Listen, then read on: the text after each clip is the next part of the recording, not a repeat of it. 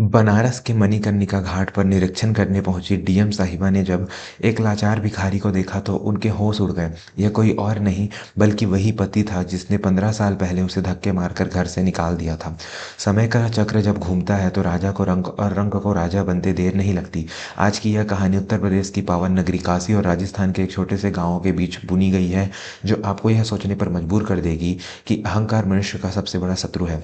कहानी की शुरुआत होती है राजस्थान के सीकर जिले के एक बहुत ही प्रतिष्ठित और धनवान परिवार से। इस गांव में चौधरी विला नाम की एक बड़ी हवेली थी, जिसके मालिक राघवेंद्र प्रताप सिंह थे। राघवेंद्र को अपनी दौलत, अपनी जमीन जायदाद, अपने ऊंचे खानदान पर बहुत घमंड था। पूरे गांव में उनका दबदबा था, लोग उनकी इज्जत कम और उनसे डरते ज्यादा थे।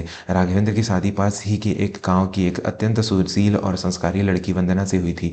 वंदना एक गरीब शिक्षक की बेटी थी। उसके पिता ने जीवन भर अपनी जमा पूंजी लगाकर उसे पढ़ाया था और अच्छे संस्कार दिए थे। वंदना देखने में जितनी सुंदर थी, उसका मन उससे भी कहीं ज़्यादा कोमल और पवित्र था। वह एमए पास थी और आगे पढ़कर प्रशासनिक सेवा में जाना चाहती थी, लेकिन उसके पिता की अचानक मृत्यु के बाद उसकी शादी राघवेंद्र से कर दी गई। शादी के शुरुआती दिनों में तो सब कुछ ठीक रहा, लेकिन धीरे धीरे राघवेंद्र और उसके परिवार का असली रूप सामने आने लगा।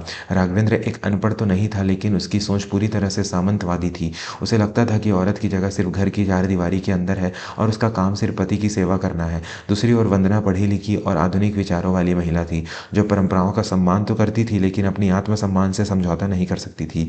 एक दिन वंदना ने हिम्मत जुटाकर राघवेंद्र से कहा, सुनिए, मैं आगे पढ़ाई करना चाहती हूँ। सिविल सर्विस की तैयारी करना मेरा सपना है। अगर आप आज्ञा दें तो मैं घर के काम के साथ साथ अपनी पढ़ाई भी जारी रख सकती हूँ।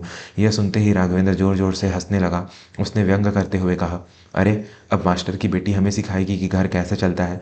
देखो वंदना, हमारे खानदान की बहुएं अफसरों की कुर्सियों पर नहीं बल्कि घर के झरोखों के पीछे अच्छी लगती है। यह पढ़ाई लिखाई का भूत उतार दो और चुपचाप घर का काम करो। मेरे पास इतना पैसा है कि तुम्हारी साथ कुश्ते बैठकर खा सकती हैं। तुम्हें नौकरी करने की क्या जरूरत। वंदना ने समझाने की बहुत कोशिश की कि यह पैसों की बात नहीं, आत्मसम्मान और समाज सेवा की बात है, लेकिन राघवेंद्र के कान पर जू नहीं रेंगी। समय बीतता गया और वंदना जी के जीवन के अंदर अंधेरा बढ़ता गया। राघवेंद्र को शराब और जुए की लत लग चुकी थी। वह अपनी जमीनों के पैसों को पानी की तरह बहा रहा था। जब वंदना ने उसे रोकने की कोशिश करती तो वह उसके साथ मारपीट करता। बात तब बिगड़ गई जब राघवेंद्र को व्यापार में एक बड़ा घाटा हुआ। उसे अपने जुए के कर्ज को चुकाने के लिए पैसों की सख्त जरूरत थी। उसने वंदना पर दबाव बनाया कि वह अपने मायके से अपने पिता की बची खुची जमीन बेचकर पैसे लेकर आए। वंदना ने साफ मना कर दिया। उसने कहा, मेरे पिता ने जीवन भर की कमाई मेरी शादी में लगा दी। अब मेरे बूढ़े चाचा के पास जो थोड़ी सी जमीन बची है, मैं उसे नहीं बिकवा सकती। मैं ऐसा पाप नहीं करूंगी। यह सुनते ही राघवेंद्र का गुस्सा 7वें आसमान पर पहुंच गया। अमावस्या की वह काली रात वंदना के जीवन की सबसे भयावह रात थी। राघवेंद्र ने नशे की हालत में वंदना को बालों से पकड़कर घसीटा और घर के मुख्य दरवाजे तक ले गया। उसने गरजते हुए कहा, अगर तू मेरे काम नहीं आ सकती तो इस घर में तेरा कोई काम नहीं है। निकल जाए यहाँ से और दोबारा अपनी मनहूस शकल मुझे मत दिखाना। आज से हमारे रास्ते अलग हैं। वंदना रोती रही, गिड़गिड़ाती रही, अपने सुहाग की दुहाई देती रही, लेकिन राघवेंद्र ने एक न सुनी। उसने वंदना को धक्के मारकर हवेली से बाहर निकाल दिया और दरवाजा बंद कर लिया। रात के सन्नाटे में वंदना अकेली सड़क पर खड़ी थी। उसकी आंखों के सामने अंधेरा था। जिस पति को उसने परमेश्वर माना, आज उसी ने उसे बेघर कर दिया था। दोस्तों, वंदना की जगह कोई और कमजोर महिला होती तो शायद वह टूट जाती या कोई गलत कदम उठा लेती, लेकिन वंदना ने अपने आंसुओं को पोंछा और उसी वक्त एक कसम खाई। उसने पीछे मुड़कर बंद दरवाजे को देखा और मन ही मन कहा, राघवेंद्र, आज तुमने मुझे अबला समझकर घर से निकाला है, लेकिन याद रखना, एक दिन मैं ऐसी बनकर लौटूंगी कि तुम्हें अपने किए पर खून के आंसू रोना पड़ेगा। अगर आप भी मानते हैं कि एक औरत अगर ठान ले तो वह पूरी दुनिया को झुका सकती है, तो अभी इस चैनल को सब्सक्राइब करें और वंदना के इस संघर्ष के साथी बने। वंदना उस रात पैदल ही शहर की ओर निकल पड़ी। उसके पास न पैसा था, न कोई ठिकाना। उसने जयपुर के एक महिला आश्रम में शरण ली। वहाँ रहने के बदले उसे आश्रम में झाड़ू पोछा और खाना बनाने का काम करना पड़ता था। दिन भर वह आश्रम में काम करती और रात को रद्दी की दुकानों से खरीदी हुई पुरानी किताबों से अपनी पढ़ाई करती। संघर्ष के वो दिन बहुत कठिन थे। कई बार उसे आधे पेट सोना पड़ता था। सर्दियों की रातों में उसके पास ओढ़ने के लिए पर्याप्त कंबल नहीं होते थे, लेकिन उसके सीने में अपमान की जो आग जल रही थी वो उसे ठंड लगने ही नहीं देती थी। लोग उसे ताना मारते कहते थे कि पति ने छोड़ दिया, अब यह पढ़ लिख कर क्या कर लेगी। लेकिन वंदना ने अपने कानों को बंद कर लिया था। उसका लक्ष्य सिर्फ एक था, आईएएस अधिकारी बनना। 3 साल पूरे 3 साल वंदना ने खुद को दुनिया से काट लिया। उसने अपने हर सुख, हर नींद और हर भूख को त्याग दिया। और फिर वह दिन आया जब यूपीएससी का परिणाम घोषित हुआ। वंदना ने न केवल परीक्षा पास की थी, बल्कि उसने पूरे भारत में 15वीं रैंक हासिल की थी। एक परित्यक्ता बेसहारा औरत जब अब देश की सर्वोच्च अधिकारी बन चुकी थी। ट्रेनिंग पूरी करने के बाद उसे अलग अलग जिलों में नियुक्त किया गया। अपनी ईमानदारी और सख्त फैसले के लिए वह जल्द ही लेडी सिंघम के नाम से मशहूर हो गई। वहीं दूसरी तरफ राघवेंद्र का क्या हुआ? वंदना के जाने के बाद राघवेंद्र पूरी तरह से आज़ाद हो गया था। उसने दूसरी शादी तो नहीं की, लेकिन गलत दोस्तों की संगत में पड़ गया। जिन दोस्तों पर उसे नाज था, उन्होंने ही उसे लूटना शुरू कर दिया। शराब और जुए की लत ने उसे ऐसा जकड़ा कि धीरे धीरे उसकी सारी जमीनें बिक गई। उसकी हवेली, जिस पर उसे इतना घमंड था, वह भी कर्ज चुकाने में नीलाम हो गई। कहते हैं कि लक्ष्मी यही वहीं वास करती है जहाँ नारी का सम्मान होता है।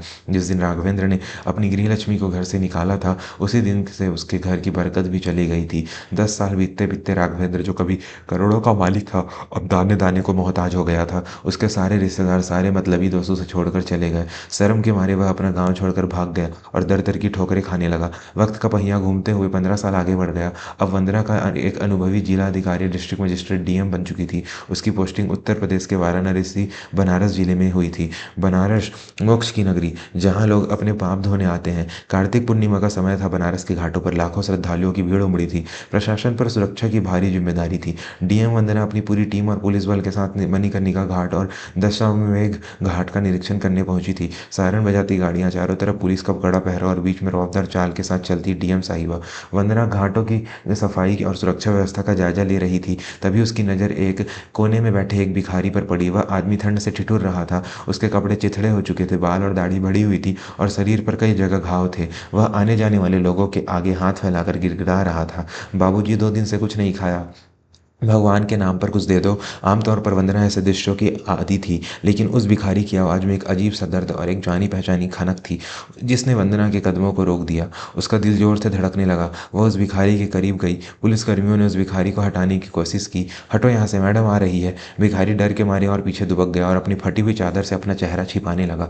लेकिन वंदना ने पुलिस वालों को रोका। उसने टॉर्च की रोशनी उस भिखारी के चेहरे पर डाली। रोशनी पड़ते ही उस भिखारी ने अपनी आंखें मिचमिचाई और जब उसकी नज़र सामने पड़ी, खड़ी वर्दीधारी महिला पर पड़ी, तो वह पत्थर की मूरत बन गया। वंदना की आंखों से अविरल धारा बह निकली। वह चेहरा, भले ही वक्त और गरीबी ने उसे बदसूरत बना दिया हो, झुर्रियां पड़ गई थी, लेकिन वंदना उस चेहरे को कैसे भूल सकती थी जिसने उसकी जिंदगी बदल दी थी। वह राघवेंद्र था, उसका पति, वह अहंकारी जमींदार जो कभी वंदना को पैरों की जूती समझता था, आज सचमुच उसके पैरों में पड़ा था। वंदना के मुंह से बस एक शब्द निकला, राघवेंद्र। अपना नाम सुनते ही राघवेंद्र कांप उठा। उसने वंदना को पहचाना और पहचानते ही उसे ऐसा लगा जैसे धरती फट जाए और वह उसमें समा जाए। शर्म, आत्मग्लानि और पश्चाताप ने उसे घेर लिया। वह उठकर भागने की कोशिश करने लगा, लेकिन कमजोरी की वजह से गिर पड़ा। वंदना ने आगे बढ़कर उसे सहारा दिया, लेकिन राघवेंद्र ने हाथ जोड़ लिए। वह फूट फूट कर रोने लगा। मुझे मत छुओ वंदना, मैं अपवित्र हूँ, मैं पापी हूँ। मैंने तुम्हारी जिंदगी बर्बाद की, मैंने तुम्हें घर से निकाला। देखो आज भगवान ने मुझे उसी का दंड दिया है। तुम आज जिले की मालिक हो और मैं एक भिखारी, यही मेरा न्याय है। वंदना ने अपने आंसू पोंछे। 15 साल पहले की वो रात उसकी आंखों में तैर गई। उसे गुस्सा आना चाहिए था, उसे खुश होना चाहिए था कि उसका बदला पूरा हुआ, लेकिन एक भारतीय नारी का संस्कार और एक अधिकारी की गरिमा उसके आड़े आ गई। उसने वहां मौजूद तमाशबीनों की परवाह नहीं की। उसने गंभीर स्वर में कहा, राघवेंद्र, मैंने 15 साल पहले कसम खाई थी कि एक दिन तुम्हें अपनी अहमियत दिखाऊंगी। आज वह दिन आ गया है, लेकिन देखो आज जब मैं तुम्हें इस हाल में देख रही हूँ तो मुझे कोई खुशी नहीं हो रही, क्योंकि मैं जानती हूँ कि अहंकार इंसान को कैसे दीमक की तरह चाट जाता है। राघवेंद्र उसके पैरों में गिरकर रोने लगा। मुझे माफ़ कर दो वंदना, हो सके तो मुझे पुलिस के हवाले कर दो, मुझे जेल में डाल दो, लेकिन अपनी दया मत दिखाओ, यह मुझसे बर्दाश्त नहीं होता। वंदना ने उसे उठाया और अपनी गाड़ी में बैठने का इशारा किया। वहां खड़े जूनियर अधिकारी हैरान थे कि मैडम एक भिखारी को अपनी सरकारी गाड़ी में क्यों बिठा रही है। वंदना ने सबको बताया कि यह व्यक्ति कभी उसके अतीत का हिस्सा था। वंदना उसे अपने सरकारी आवास पर नहीं ले गई, बल्कि उसे बनारस के एक अच्छे विद्या आश्रम पुनर्वास केंद्र में भर्ती कराया। उसने राघवेंद्र से कहा, मैं तुम्हें पति के रूप में तो दोबारा कभी स्वीकार नहीं कर सकती, क्योंकि वह अधिकार तुमने 15 साल पहले ही खो दिया था, लेकिन मानवता के नाते मैं तुम्हें सड़क पर मरने के लिए भी नहीं छोड़ सकती। यहाँ रहो, अपनी गलतियों का प्रायश्चित करो और एक नई जिंदगी शुरू करने की कोशिश करो। जाते जाते वंदना ने एक बात कही जो राघवेंद्र के कानों में जिंदगी भर गूंजती रही। उसने कहा, राघवेंद्र, स्त्री कभी कमजोर नहीं होती, वह बस अपने रिश्तों को बचाने के लिए झुकती है। जिस दिन वह झुकना बंद कर दे, उस दिन वह चट्टान बन जाती है। तुमने मेरे अंदर के अधिकारी को उसी दिन जगा दिया था जिस दिन तुमने मुझे अबला समझकर घर से निकाला था।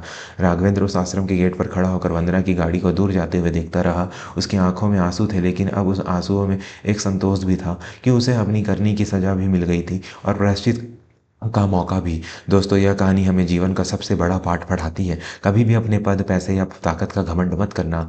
वक्त सबसे बड़ा खिलाड़ी है। जो आज अर्श पर है, कल वह फर्श पर हो सकता है। और सबसे बड़ी बात, कभी किसी महिला को कमज़ोर समझने की भूल मत करना। उसका अपमान आपके विनाश का कारण बन सकता है। अगर आपको वंदना के संघर्ष और उसके संस्कारों ने दिल से छू लिया है तो इस वीडियो को अभी लाइक करें। कहानी का अंत करने से पहले आपसे एक निवेदन है। हमारे समाज में आज भी कई वंदनाएं हैं जो अपने सपनों को मार रही है। उन्हें सहारा दे, उन्हें उड़ने दे। वंदना ने तो बदला नहीं लिया, उसने उपकार किया, क्योंकि बदला लेने में वो मज़ा नहीं जो खुद को बदलकर साबित करने में है।